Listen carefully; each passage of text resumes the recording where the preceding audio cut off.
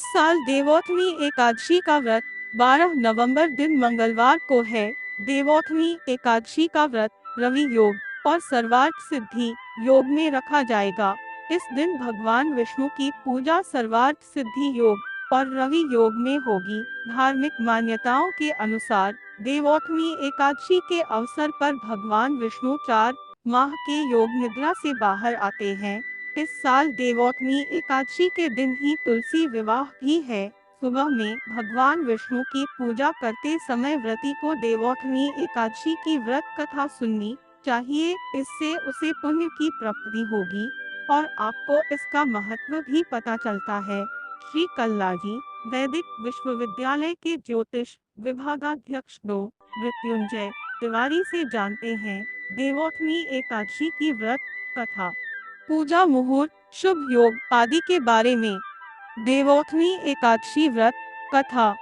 Hindu calendar के अनुसार देवोत्थनी एकादशी का व्रत कार्तिक माह के शुक्ल पक्ष की एकादशी तिथि रखा जाता है।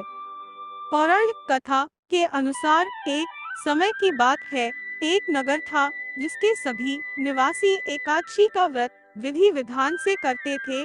उस दिन किसी भी व्यक्ति, पशु, पक्षी आदि को अन्न नहीं देते थे। एक बार उस नगर के राजा के दरबार में एक बाहरी व्यक्ति नौकरी की उम्मीद से आया। तब राजा ने कहा कि नौकरी तो मिल जाएगी, लेकिन शर्त यह है कि हर माह में 2 दिन एकादशी व्रत पर अन्न नहीं मिलता है। उस व्यक्ति ने राजा की शर्त स्वीकार कर ली। अगले महीने में एकादशी का व्रत आया। उस दिन उसे अन्न नहीं दिया गया। व्रत के लिए उसे केवल फलाहार मिला। यह देखकर वह चिंतित हो गया। वह राज दरबार में पहुंचा और राजा से कहा कि फल खाकर उसका पेट नहीं भरेगा, उसकी मौत हो जाएगी। उसने अन्न दिलाने की प्रार्थना की। तब राजा ने कहा कि तुम्हें पहले ही नौकरी की यह शर्त बता दी गई थी कि एकादशी को अन्न नहीं मिलेगा, लेकिन उस व्यक्ति ने फिर अन्न दिलाने का निवेदन किया। उसकी स्थिति को समझकर राजा ने उसे अन्न देने का आदेश दे दिया। मंत्री ने उसे दाल, चावल और आटा दिलाया। उसने नदी तट के पास जाकर स्नान किया और उसके बाद भोजन बनाने लगा। खाना बनने पर उसने भगवान से कहा कि भोजन तैयार, सबसे पहले आप खाना खा लें। इतना सुनकर भगवान विष्णु प्रकट हुए। उसने अपने प्रभु के लिए भोजन निकाला तो वे खाना खाने लगे। फिर उस व्यक्ति ने भी खाना खाया। उसके बाद भगवान विष्णु वैकुंठ लौट आए और वह व्यक्ति अपने काम पर चला गया। फिर अगली एकादशी पर उसने राजा से 2 गुना अन्न देने का निवेदन किया। उसने कहा कि पिछली बार वह भूखा रह गया था क्योंकि उसके प्रभु ने भी भोजन किया था। यह बात सुनकर राजा आश्चर्य में पड़ गया। उसने कहा कि तुम पर विश्वास नहीं है कि तुम्हारे साथ भगवान भी भोजन करते हैं। इस पर उस व्यक्ति ने कहा कि आप स्वयं चलकर देख सकते हैं कि क्या सच है। एकादशी के दिन उसे 2 गुना अन्न दिया गया। वह अन्न लेकर नदी के किनारे पहुंच गया।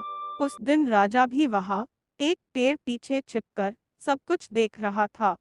उस व्यक्ति ने सबसे पहले नदी में स्नान किया, फिर खाना बनाया और भगवान से कहा कि भोजन तैयार है, आप भोजन ग्रहण कर लें। तब भगवान विष्णु नहीं आए। उसने कई बार बुलाया लेकिन वे नहीं आए।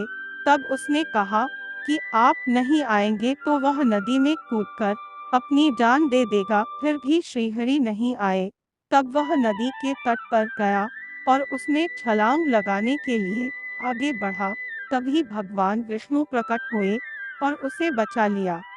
श्रीहरि विष्णु ने उसके साथ भोजन किया, फिर उसे अपने विमान में बैठाकर अपने साथ वैकुंठ लेकर चले गए। यह देखकर राजा हैरान रह गया। अब वह समझ गया था कि व्रत पवित्र मन और आचरण की शुद्धता के साथ रखते हैं, तभी व्रत का पूरा फल मिलता है। उस दिन के बाद से राजा ने भी पवित्र मन से एकादशी व्रत और विष्णु पूजा करने लगा। जीवन के अंत में उसे स्वर्ग की प्राप्ति हुई और उसके पाप मिट गए। देवोत्थनी एकादशी 2024 मुहूर्त और पारण समय। कार्तिक शुक्ल एकादशी तिथि का शुभारंभ 11 नवंबर सोमवार शाम 6:46 बजे से कार्तिक शुक्ल एकादशी तिथि का समापन 12 नवंबर मंगलवार शाम 4:04 बजे पर रवि योग सुबह 6:42 बजे से सुबह 7:52 बजे तक। सर्वार्थ सिद्धि योग सुबह 7:52 बजे से 13 नवंबर को सुबह 5:40 बजे तक। देवोत्थनी एकादशी व्रत पारण समय 13 नवंबर बुधवार सुबह 6:42 बजे से 8:51 बजे तक। द्वादशी तिथि का समापन 13 नवंबर दोपहर 1:01 बजे पर।